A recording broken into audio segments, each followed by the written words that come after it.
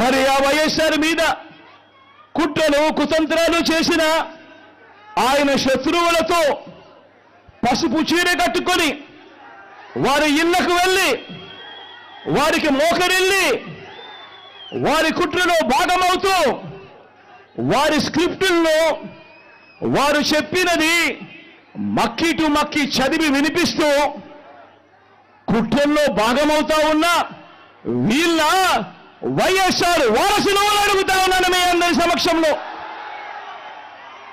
జగన్మోహన్ రెడ్డి గారు ముఖ్యమంత్రి స్థాయిలో ఉన్నవాడు ఏం మాట్లాడుతున్నారు? ఇలా బహిరంగ సభ పెట్టి వేల కొద్ది మగవాళ్ళు ఉన్నారు ఆ సభలో. మాట్లాడుతున్నది సొంత చెల్లెలు గురించి అని కూడా ఇంగితం లేకుండా నేను వేసుకున్న నా ఒంటి మీద ఉన్న బట్టల గురించి జగన్మోహన్ రెడ్డి గారు ప్రస్తావించారు అంటే ఎంత దిగజారుడు రాజకీయాలు చేస్తున్నారు వీళ్ళు. ఏం అవసరం ఉంది? నేను పచ్చ చీర కట్టుకున్నానట, దానికి జగన్మోహన్ రెడ్డి గారు చెప్తున్న మాట నేను చంద్రబాబుకు మోకరిల్లి ఆయన ఇచ్చిన స్క్రిప్ట్ మక్కీకి మక్కీ బట్టి నేను మాట్లాడుతున్నానట. ఏం మాట్లాడుతున్నారు? పచ్చ చీర కట్టుకుంటే తప్పేముంది అని అడుగుతున్నాం. పచ్చ కలర్ ఏమైనా చంద్రబాబు గారు కొనుక్కున్నారా? ఏమన్నా కొనుక్కున్నారా? ఎంత కొనుక్కున్నారన్నా? చంద్రబాబు గారు ఏమైనా పేటెంట్ రైటా? పచ్చ కలర్ అంటే ఏమన్నా పసుపు కలర్ వాళ్ళదా? జగన్మోహన్ రెడ్డి గారు మర్చిపోయినట్టున్నారు. సాక్షి ఛానల్లో సాక్షి పేపర్ లో ఎల్లో కలర్ ఉంటది, పసుపు కలర్ ఉంటది, పైన గుర్తుందా అన్న? పసుపు కలర్ ఉంటది. దానికి రాజశేఖర రెడ్డి గారు ఆ రోజు చెప్పిన మాట ఏ తప్పేముంది? పసుపు అంటే మంగళకరమైన రంగు, అదేం టీడీపీ వాళ్ళ సొంతం కాదు అని ఆ రోజు రాజశేఖర రెడ్డి గారే సాక్షికి పసుపు రంగు పెట్టించారు. పసుపు అన్నది మన వంటల్లో కూడా వేసుకుంటామే,